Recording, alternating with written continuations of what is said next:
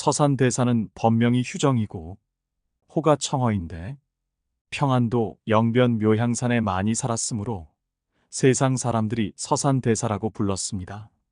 서산은 묘향산의 또 다른 이름이었습니다. 또 금강산 백화암에 기거한 인연으로 스스로 백화도인이라 불렀습니다.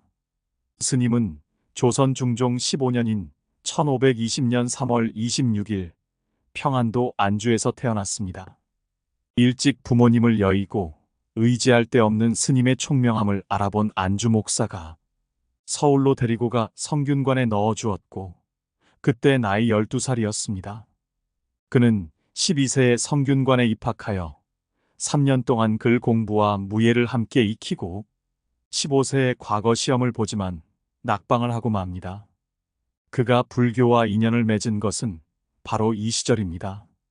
휴정은 낙방 이후 상실감을 달래기 위해 지리산을 유람하게 되는데 그때 숭인 장로를 만나 심공급제, 그러니까 마음을 텅 비우는 것이 참다운 급제라는 말을 듣게 됩니다. 세속적인 명예와 이익을 위한 공부가 아니라 마음을 깨치기 위한 공부가 중요하다는 뜻이었습니다. 그 길로 세속적 욕망을 버리고 화엄경과 원각경, 전등록 등의 경전을 숭인 장로로부터 공부하면서 새로운 세계에 눈을 뜨고 마침내 출가를 하게 됩니다. 그리고 당대를 대표하는 선지식인 부용영관 스님으로부터 참선 지도를 받은 뒤 인가를 받습니다.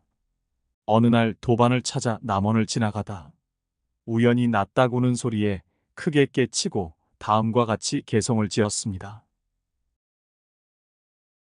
머리는 백발돼도 마음은 그대로라. 이 내용을 옛사람이 일찍이 일렀는데 지금 듣네. 이 자리에 닭 우는 울음소리. 대장부가 해야 할 일 남김없이 마쳤노라. 자신에게 본디 있던 깨달음을 얻고 나니 눈에 보인 온갖 것들 다만 이뿐 달리 없고 천만금의 가치 있는 보배로운 대장경도 본시부터 알고 보면 글자 없는 텅 빈 종이.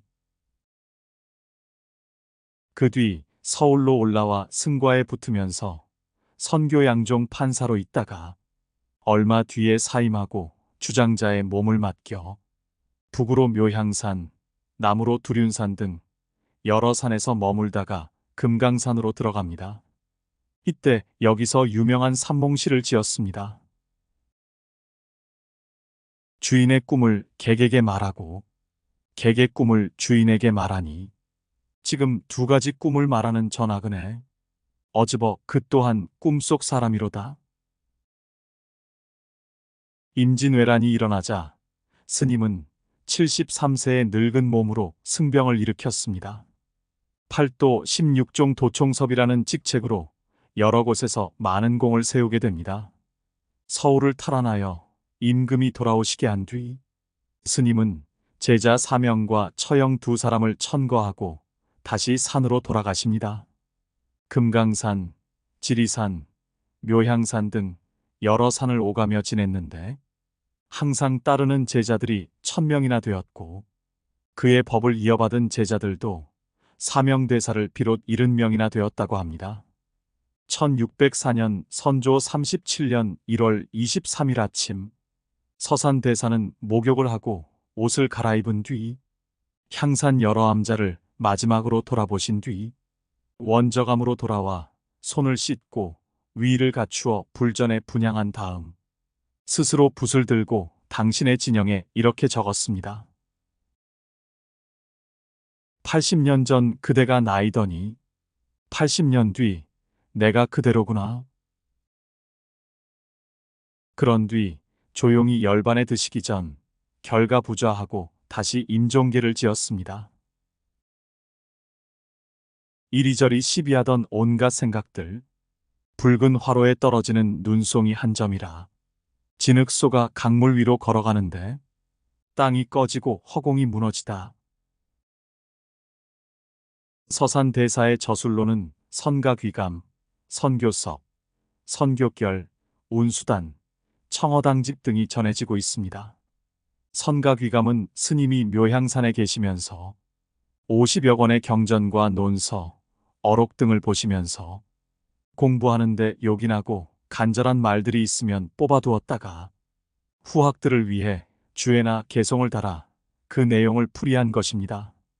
먼저 믿음을 일으킬 수 있도록 선과 교에 대한 가르침을 내리시어 부처님 법을 기꺼이 믿고 받아들이게 하며 또한 깨달음을 얻기 위한 수행 과정도 중요시 여겨 화두 수행법뿐 아니라 개, 정, 해의 사막은 물론 주력과 예배, 염불의 진정한 의미를 말씀해 주셔서 수행자의 요긴한 지침서가 되도록 전해 주셨습니다. 서산대사의 말씀을 들어봅니다. 예전에 불교를 배우던 사람들은 부처님의 가르침이 아니면 말하지를 않았고 부처님의 행실이 아니면 행하지를 않았습니다. 그러므로 보배로 여긴 것은 오직 대장경에 있는 부처님의 가르침뿐이었습니다. 그런데 오늘날 불교를 공부하는 사람들이 전하여 가면서 외우는 것은 세속 선비들의 글이요 청하여 지니는 것은 벼슬아치의 시뿐입니다. 아, 오늘날 불교를 공부하는 사람들이 보배로 삼는 대상이 예전 사람들과 어찌 이다지도 다를 수 있단 말입니까? 제가 부족하지만 예전 사람의 배움에 그 뜻을 두고 대장경 속에 있는 부처님의 글로 보배를 삼았습니다. 그러나 그 글들이 너무나 많아 대장경 속에 있는 글들이 마치 바다처럼 깊고 넓기만 했습니다. 이것을 보고 뒷날 저처럼 공부할 사람들이 본분을 벗어난 곁가지 일에 힘을 쏟을까 걱정이 되었으므로 대장경 글들 가운데 요점만 추려 수백 마디로 책을 만드니 문장은 간결하나 오묘한 뜻을 두루 다 갖추었다고 할 만합니다. 이 글로 엄한 스승을 삼아 끝까지 공부해서 오묘한 보리를 얻는다면 이 글 한마디 한마디에 살아계신 석가모니 부처님이 계실 것이니 부지런히 힘쓰고 또 힘쓰셔야 합니다. 선과 귀감의 중요한 내용을 올려봅니다. 선과 교에 대해 말씀해 주신 내용입니다. 세존께서 세 곳에서 마음을 전했다는 것이 선의 근본 뜻이 되었고 한평생 인연 따라 가르침을 주었던 것이 팔만대장경이 되었으니 선은 부처님 마음이요 교는 부처님 가르침이다. 말이 없는 것으로 말이 없는 곳에 이르는 것은 선이요 말로 말이 없는 곳에 이르는 것은 교이니 마음은 선법이요 말은 교법이다. 교에서는 오직 한 마음에 관한 법을 전할 뿐이요 선에서는 오직 참성품 보는 법을 전할 뿐이다. 부처님이 말씀하신 모든 경전들이 처음에는 모든 법을 분별하고 있지만 결국에 가서는 필경공을 설하고 계시며 조사 스님들의 가르침은 그 자취가 마음자리에서 끊어지고 이치는 그 마음의 근원에서 드러난다. 바라건대 공부하는 사람들은 모두 자신의 참 마음을 깊이 믿어 자신을 굽히지도 말고 높이지도 말라. 중생의 마음을 버릴 것이 없으니 다만 제 성품을 오염시키지 말라. 바른 법을 찾는 그 자체가 삿된 짓이다. 이치로는 단번에 깨닫더라도 현상은 금방 없어지는 게 아니다. 주력을 한다는 것은 금생에 지은 업은 다스리기 쉬워 자기 힘으로 고칠 수 있지만 전생의 업은 없애기 어려워서 반드시 신비한 힘을 빌려야 하기 때문이다. 참으로 극락세계 아미타 부처님이 있고 아미타불이 세운 48가지 큰 원력이 있으므로 아미타불을 10번 소리내어 염불하는 사람은 이 원력의 힘으로 극락왕생하여 빠르게 윤회에서 벗어날 것이다. 3세 모든 부처님이 저마다 똑같이 말씀하셨고 시방세계 보살들도 똑같은 원으로 극락왕생하였다. 또한 옛날이나 지금이나 극락세계에 왕생한 사람들의 행적이 분명히 전해지니 바라옵건대 모든 수행자는 염불의 뜻을 착각하지 말고 부지런히 이 공부에 힘쓰고 또 힘쓸 일이다. 아미타는 우리말로 하면 헤아릴 수 없이 영원한 생명이라 하며 또는 헤아릴 수 없이 영원한 빛이라고 하니 시방 3세 으뜸가는 부처님의 명호이다. 수행할 당시의 이름은 법장비구인데 세자제왕 부처님 앞에서 48가지 원을 세워 말하였다. 제가 성불할 때 시방세계 모든 중생, 나아가 꿈틀거리는 작은 벌레조차 내 명호를 기억하고 10번 소리내어 부른다면 그들은 반드시 저의 국토에 태어날 것입니다. 이 원이 이루어지지 않는다면 저는 결코 성불하지 않겠습니다. 옛 성현은 말씀하셨다. 부처님 명호를 소리내어 부르면 천마의 간담이 서늘해지고 그 이름이 저승의 명부에서 지워지며 금빛 물결에 연꽃이 피어 극락왕생한다. 또 미타 참법에서 말하였다. 자력과 타력에서 하나는 더디고 하나는 빠르다.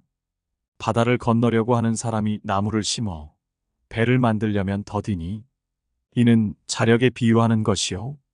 남의 배를 빌려서 바다를 건넌다면 빠르니 이것은 부처님의 힘에 비유한다.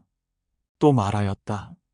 세상에서 어린애가 큰 불이나 물난리에 쫓겨 큰 소리로 살려달라고 애절하게 부르짖으면 부모들이 이 소리를 듣고 급히 달려가 구해내듯 사람들이 임종할 때 큰 소리로 염불하면 부처님께서 신통력으로 반드시 맞이해 갈 것이다.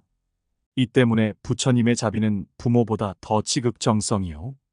중생의 생사는 물이나 불의 재앙보다 더 심한 것이다. 어떤 사람이 자기 마음이 정토이니 새삼스레 정토에 가서 날 것이 무엇이며 자기 성품이 아미타불이니 아미타불을 보려고 애쓸 것이 무엇인가? 라고 말하는데 이 말이 옳은 듯하지만 틀렸다. 저 부처님은 탐욕과 성냄이 없는데 나도 탐욕이 없고 성냄도 없단 말인가? 부처님은 지옥을 연화세계로 손쉽게 바꾸지만 나는 지은 업 때문에 지옥에 떨어질까 늘 걱정하는데 하물며 지옥을 연화세계로 바꿀 수 있단 말인가?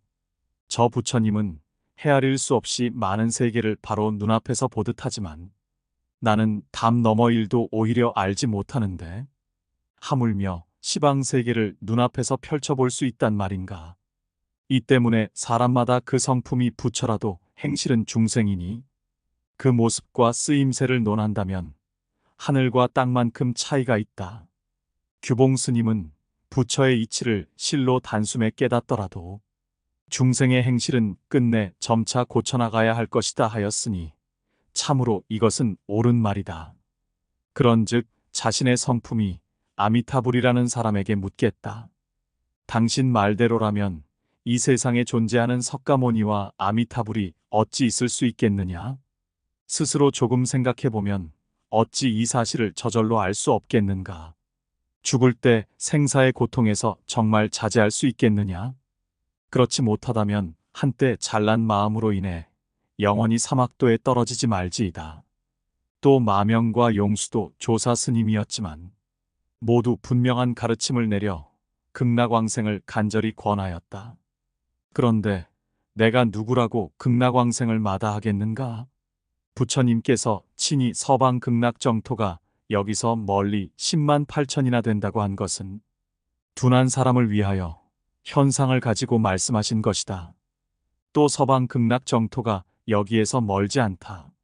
마음 자체가 부처니라 한 것은 총명한 사람을 위하여 근본 성품을 말씀하신 것이다.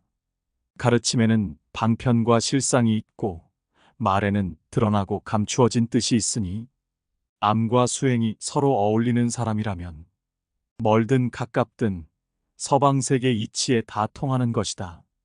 그러므로 조사 스님 문화에도 해원처럼 아미타불을 부르는 사람도 있고 서암처럼 주인공을 부르는 사람도 있었다. 부처님 가르침을 들으면 법을 알게 되는 인연과 법을 따라 기뻐하는 복덕이 생긴다. 헛개비 같은 이 몸이야 다할 날이 있지만 진실한 수행은 없어지지 않는다.